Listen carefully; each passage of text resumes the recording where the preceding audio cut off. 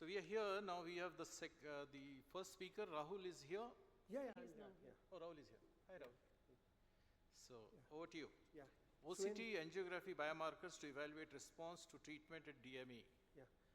So in DME, the key mediators are, one is VEGF, which causes the increase in angiogenesis and also in vascular permeability, and the increase in the number of cytokines, which causes inflammation. The main cause of the change in macular thickness is, one is there is a decrease in the vascular permeability, and also there's a reduction in inflammation, which is caused by the injection of dexamethasone and the anti-VEGF agents. But however, the SD-OCT does not show any changes in the microvascular circulation, like the FAZ size, the vessel density, and the perfusion density. So the objective of this study is to evaluate the changes in the FAZ, in the vessel density, and in the perfusion density, and to use these as biomarkers in the treatment of DME with a combined therapy of intravitreal anti-VEGF and dexamethasone injections. The FAZ is defined as a hyporeflective area in the center of the macula. The vessel density is the proportion of the macular area that is occupied by the blood vessels, and the perfusion density is the proportion of macular area that is occupied by blood flow.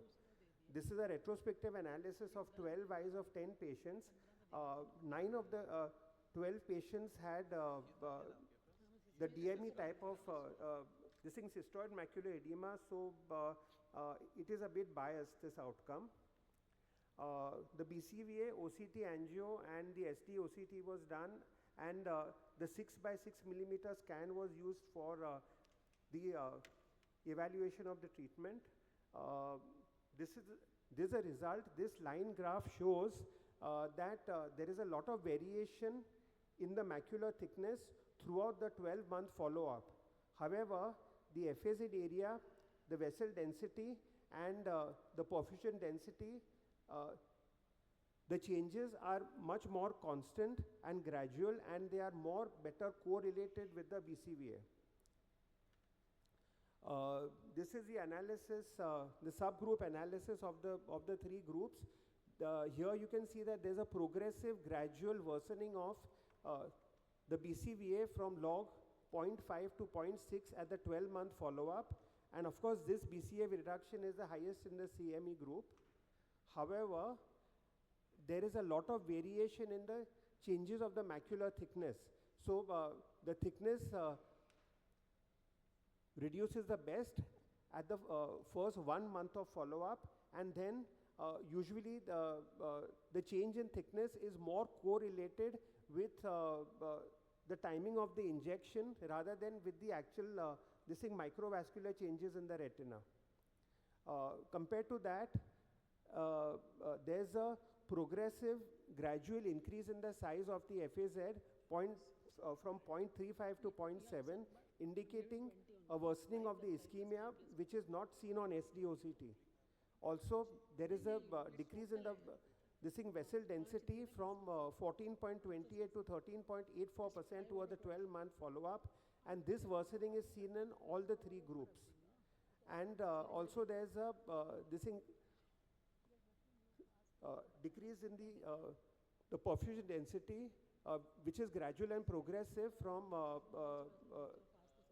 35.34% to 34.44, which is seen in all the groups, which indicates that there is a progressive decrease in the blood flow. So we just feel that these biomarkers, the FAZ, the vessel density, and the perfusion density are more accurate biomarkers to evaluate the treatment, because they actually show the effect which is taking place in the microvascular circulation, while the OCT will only show the change in the vascular permeability and also in the inflammation. The main limitations of this study were that it was a small sample size, and also that CME and the presence of intraretinal cysts can cause alteration in the size of the FAZ. So we feel that these three parameters will give a much better indication of the progressive worsening of the ischemia in the macula, which is seen after the anti-VEGF and dexamethasone injection, rather than just the change in the macular thickness, which is seen on the SD-OCT. Yes. Thank you. Thank you so much, Ashok. I just have a question for you. Can we know before injection that this person is going to respond and is not going to respond? Is there another test available in the... I mean, I don't think on any kind of non-invasive, but there's some tests. one thing is there, that if you see a lot of ischemia at the, a lot of CNP, capillary dropouts in the macula, then normally those patients are not going to improve much.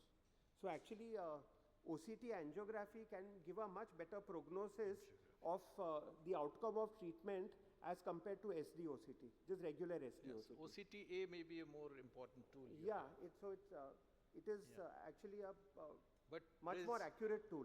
Okay, that's good. I just want to suggest that while correlating this, you have not even correlated with octave parameters with the CFT. You should also have done it with visual acuity, because that is also taken as important. Yeah, no, so this thing tried to do that the test for correlation, but because of the small sample size, that R value comes very poor. Means it come only 0.3, 0.4 and all. So even though it appears to be well, this thing correlated on the line graph, the actual value, because of the small sample size, comes to be poor. Yeah. 0.3 means a poor correlation. Yeah. 0.3 value of R means a poor correlation. Yeah, it's poor. So it comes only 0.3, but that's Okay. it's wrong because of the small sample size. Great.